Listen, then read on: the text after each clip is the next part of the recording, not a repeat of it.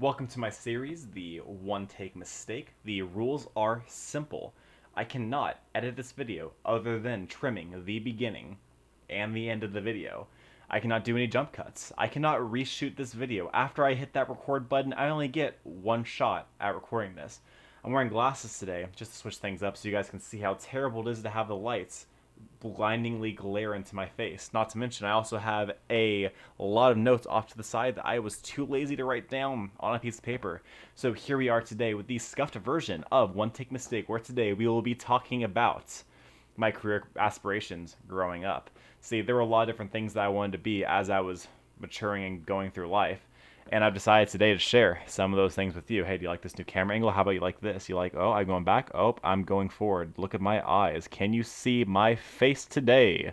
All right, so we're going to start off in middle school because before that, does any of our aspirations really even matter?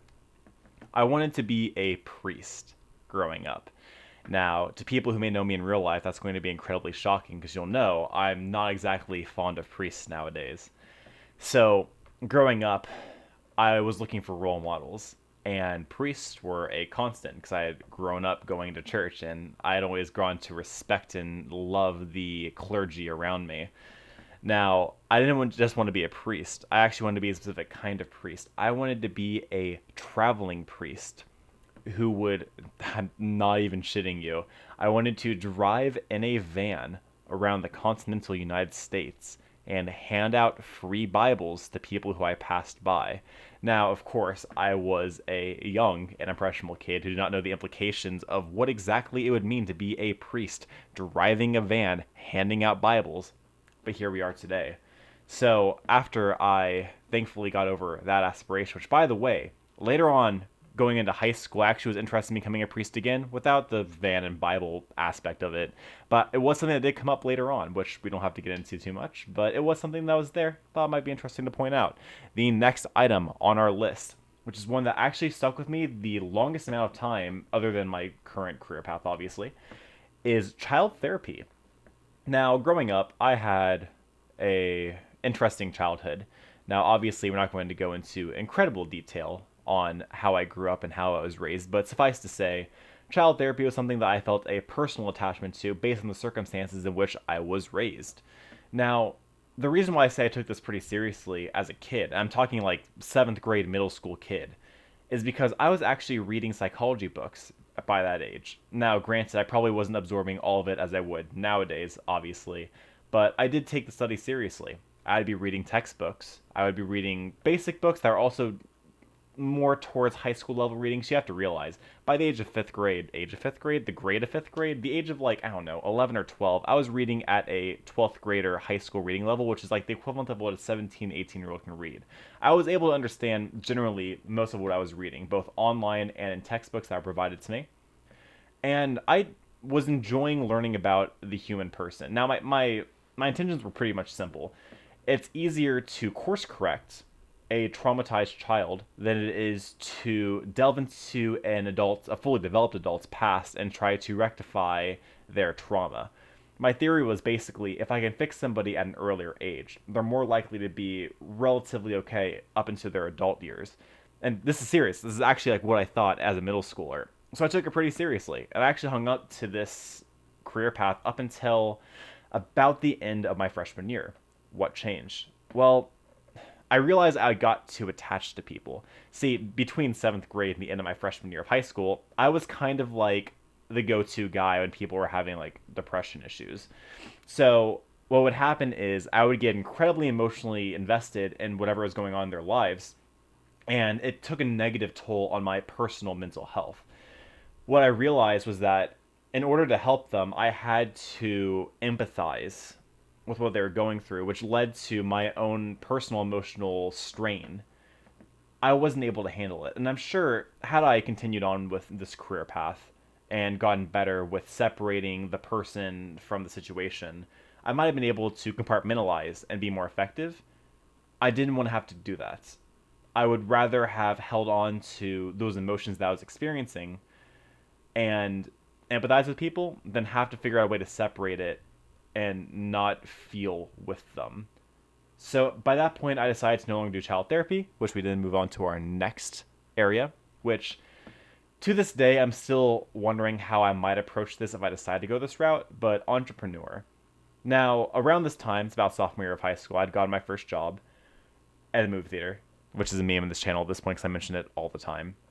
And I realized that working for people kind of sucks. There's a lot that's out of your control. You're getting paid too little for working too much for a company you don't care about, for a job you're not passionate about. And I wasn't really into that. And I actually had several business ideas, YouTube being included within these business ideas. Now, of course, I don't know if I'm going to make YouTube a career or anything, but I mean, if you guys want to pay me money to make more videos for you, that'd be pretty cool too. I should start a Patreon, but you know, it's down the road, I'm sure. Anyway, I thought about starting a few businesses, and the biggest barrier to entry, of course, was the fact that I was not 18 at the time, and starting a business legally before the age of 18 in the US requires a lot of jumping through hoops that I just didn't personally want to have to deal with. So I thought I was just going to wait. And then I realized that the statistical likelihood of me succeeding as an entrepreneur was so astronomically low. And although I'm not necessarily adverse to risk, I like to take calculated risks. And the fact of the matter was, the calculated risk for starting a business, especially at a young age without much experience, wasn't really worthwhile to me. So I decided to course correct because, of course, I needed to go to college after I finished high school. And I needed to have some kind of degree plan. So my first stated degree was getting an associate's degree in marketing. Now, why marketing? Well, at the time, I was really interested in videography. Okay, my YouTube channel at the time reflected that. Now, of course, most of those videos are privated and will never be seen in the light of day again. Or they're deleted because they were just trash videos to begin with. But I was really interested because it blended the psychology that I had learned with the entrepreneurial aspects that I was also interested in, and to combine them with my hobby of YouTube to create kind of like a happy marriage. And marketing seemed like a logical fit for me. And as I was looking into basically the hireability of a marketer, as well as the actual technical courses that went along with it, what I realized is that, and I don't mean any offense to people who take this as a major, it's a soft course. It's not a course that'll teach you a whole lot of hard skills that I personally found interesting. Now, being into marketing can be super useful whenever you're trying to start your own business or when you're trying to like help sell a product for another company. It just wasn't the right fit for me. And I realized that after taking my principles of marketing class, that just wasn't really what I was looking for. So I needed to find another degree plan. And interestingly enough, I actually moved on, and this is really random. I moved on to occupational therapy and personal training. Now, where did that come from? Well, I had left my first theater job, I want to say late 2018 or early 2019. And I had gotten a job at a gym, and I worked there for about between 6 to 9 months. I can't remember the exact dates. I don't care to look it up. It's not really relevant. I worked at a gym for a while. And there's something about working at a gym, especially as a salesman, that really encourages you to want to step out of your comfort zone. And what I found was I was looking at these personal trainers who really loved what they did, and their job was literally to make other people better, which is something that I really do strive to do with this YouTube channel. My stated objective here is to help people watching this video. If I help one person change their life for the better, I feel like I've been successful every single video. A personal trainer, although they don't make a lot of money, actually encourages you to be more entrepreneurial. It encourages you to focus on people's psychology, and you have to sell yourself. It actually was a happy blend of 3 of the different career paths I was interested in. It seemed like a perfect blend. The problem, personal trainers don't make a lot of money. You have to really have a lot of clients, or you have to work for a really good company, or you have to be independent. There's a really high barrier to entry of getting all 3 of those things, and there's no guarantees. And I didn't want to take a risk of fully enveloping in personal training and have it not work out, but then still not have like a degree to fall back on. Occupational therapy fit the bill. Now, if you do physical therapy, there is a lot of education that goes along becoming a licensed physical therapist, and the job doesn't really seem all that glamorous. Now, it still has the aspects of helping people that was really, I guess seductive is a great word for really seductive for me, but I don't like the formal education system. I want to get in and get out as quickly as possible and move on with my life. Occupational therapy had the benefit of requiring less education, but still providing quite a substantial payout for that degree plan. Now, here's the problem. I don't like the sciences. Now, they're interesting. I don't like how they're presented in formal education. I find it really hard to, not necessarily to pass the classes, but to care about the classes.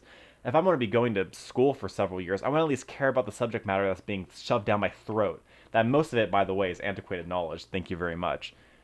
Regardless, I ended up falling off on the bandwagon, especially after I moved on from that gym and got my first job as a manager, which kind of brought me to where I am now, which is business and management. Now, the reason why it took me so long to figure out what I wanted to do is because I didn't believe that I could make it as a manager. And that's because of my first movie theater job, I was never promoted to management, and it's something that I'd worked towards for years. I just figured that I wasn't cut out for it. And then after doing a lot of developing and changing as a person, I realized that it was possible, but I had to work a lot at it. And that's something that I was really willing to do because what I love about management is literally the growing and developing of people. I get to hire a kid who has no job experience. I get to take him into the place that I work. I get to teach him skills, help develop a work ethic with them, and then I get to watch them move on to bigger and better things. And that entire process is really rewarding to me. I get the opportunity with some of those kids that I hire to get to train them into being leaders as supervisors, maybe even managers. And when I realized that it was a career path that I could really get behind, I went full force. I've read leadership books, business books. I've taken courses on leadership. I've taken courses on business. I'm doing a degree, a bachelor's in either management or business administration. Either one I'd be happy with. I'm likely to go towards management though. And I kept putting it off and kept looking for other things. I just didn't think I could make it in the industry until I had gotten my second management job at the place I currently work at and realized that I can be successful. I just have to adapt a lot. And as I've been healing over the past year and a half or so, I'm realizing more and more that I do have the capability of being a manager, which is why I'm finally settling on that as my career path. Now, there was a point in the past year where I also considered joining the military, the US military. And unfortunately, due to the fact that I had previously taken medication for anxiety, and because I was diagnosed with depression, I would be ineligible for a minimum of 3 years to be able to join, which I would still have another 2 years from now, I believe, in order to be able to join. And after doing a lot of soul searching, I decided to focus more on becoming a manager, focusing more on my civilian career, and let go of the military aspect. I could still join 2 years from now. My biggest issue with that would be that I'd be behind the curve in my degree. I'd have to get my degree in 2 years, and that'd be behind the promotion curve as an officer. And then as an enlisted, I'd be pretty old for an enlisted person. And if I'm going to do something, I want to excel. And the best way to excel is starting early in something, and management seems like the better option for me at this point. So I ended up dropping that aspiration of mine after doing hundreds of hours of research and even talking to a recruiter at one point. It sucks, but it's something that I think I can accept and not regret later on in my life. So those are all of the things that I was interested in career-wise, and I finally settled on management as my final choice, at least as far as being employed by people go. But the story doesn't technically end here, because I have aspirations outside of the standard W-2 job that I'll be working. I also want to own my own business, and the best way for me to see doing that is with this YouTube channel that I'm currently working on, with this camera that, with the lenses that I got, it's like over $1,000 investment, not counting all the other stuff. Actually, stay right there. Not counting like all the other investments that I've had throughout my time being a YouTuber. I've had like 2 different cameras, a plethora, I might want to grab them right now, but a plethora of different mics, a lot of time invested. I've sunk a lot into YouTube, and I'm at the point, by the posting of this video, I should be very much near 1,000 subscribers. But I doubt I've hit that point at this point, but I'm close. And I do see this as a viable way of eventually making money. Now, again, it's not a priority, of course, but it's something that I'm definitely looking at.